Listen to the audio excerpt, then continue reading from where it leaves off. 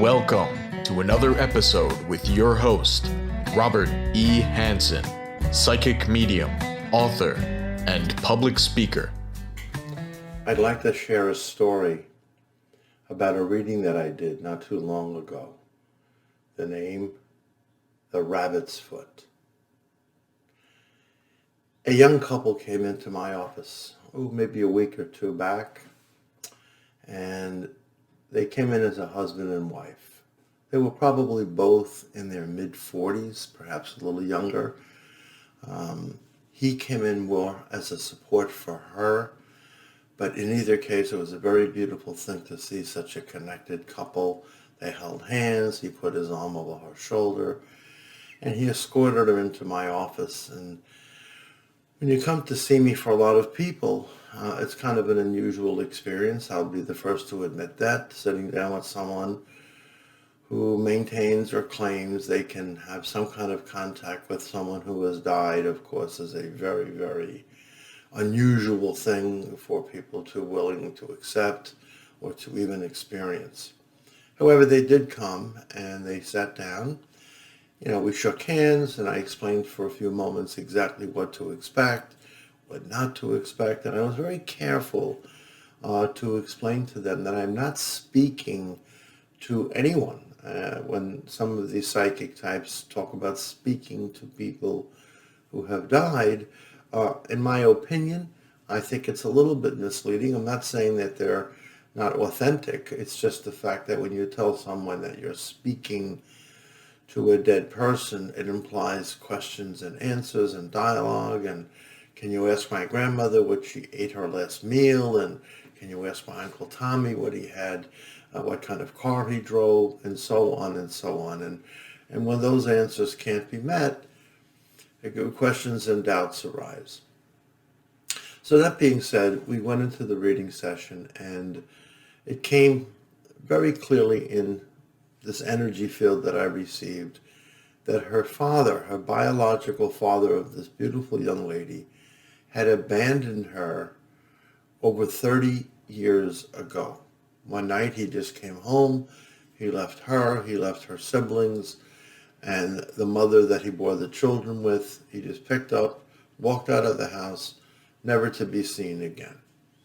And of course, being a young child, having your dad walk away from you at only 10 years old would be devastating. It's one of the big role models for most children. He's usually the one half, at least, of the family stability. And yet this man picks up and leaves and walks away from his children. Troubled by mental anxiety, troubled by drug addiction, troubled by other references psychologically. I never really got to understand why he left, but the truth was he did. Fast forwarding now, this young woman comes to me with the man, the husband that I described, and I looked at her and I had told her this. I said, I have a presence of someone here who has recently died, and they're making me feel they are your father, your actual biological father. But he's also making me feel he's come to apologize because he ran away from you. That's the kind of the way I expressed it. He ran away from you. He left you. And she started to cry and she said, yes, he did. He walked out of my life, my mom's life, my brother and sister's life when she herself was only 10. Which was a painful thing for me to hear, for her husband kind of winced when he heard it. She dropped her eyes to the floor and there was a tear falling from her eyes. I said, this is a little unusual though. I said, unless I misunderstand something, he only recently died, but before he died, you guys had a chance to meet once again. Is that correct? And she said, oh my God, nobody knows that. But after 30 years, I found my dad. He resurfaced, and we were going to begin to build our lives together as father and daughter and father and son-in-law, and we would reunite him back into our family. But unfortunately, he did die. And at that moment, I felt this terrible impact, like a sense of injury. And I said, this does not feel like illness to me. It feels like it was some kind of an event, like a vehicular accident car crash, a motorcycle accident. Something occurred on vehicle. Well, her eyes popped open like two saucers, and she said, my dad only died 4 months ago. That's it, 4 months ago, Robert. We just got back together, and my dad died in a horrific car crash. A person who was a drunk driver actually hit my father's car, spun him around, and he was pronounced dead at the vehicle scene. My heart broke. So after 30 years of finally looking for my dad, I find him. I get a chance to be with him again, and a drunk driver killed him. It was heartbreaking for me, and she still was hanging on by her fingernails, wanting to be sure it was her father. So suddenly, in the session, I start to see rabbits, little rabbits, like bunny rabbits, Easter rabbits. And he kept showing me the rabbits, the rabbits, the rabbits.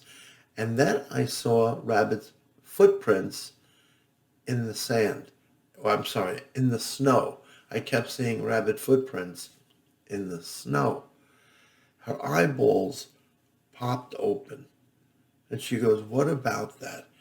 I said, the only thing I can think of is he was either a hunter of rabbits, but he wants me to talk about the rabbit's feet. Or when I was a little boy, I saw people have a very popular keychain called a rabbit's foot. And you could purchase them at a convenience store. You could go to, at that time, at what we would call a 5 and 10 cent store, and they'd be hanging on the counter, and they'd be $1 or $2, and you could buy a rabbit's foot and put your locker's keys on it and your bike key chain on it, and so on and so on. Well, she started to cry openly. Her husband was staring at me. She was shaking. I said, what's the matter? What's the matter? And they said, Robert, we have his rabbit foot keychain in my handbag. I said, oh my gosh, what? And she says, yes, yes. The one thing that got returned to us after he was killed in the car accident was his rabbit keychain. I have it with me with his car keys still on it.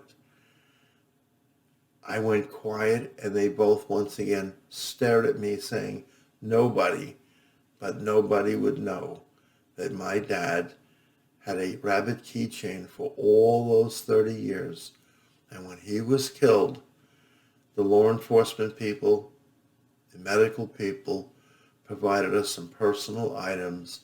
And within those items was my dad's favorite little keychain, a rabbit's foot. It was touching. It was beautiful. It was powerful. It gave this beautiful young lady and her very devoted husband, I have to admit, this guy was great, a very, very, very solid sense of connection. She knew that even though her father had left her for 30 years, they had finally reunited.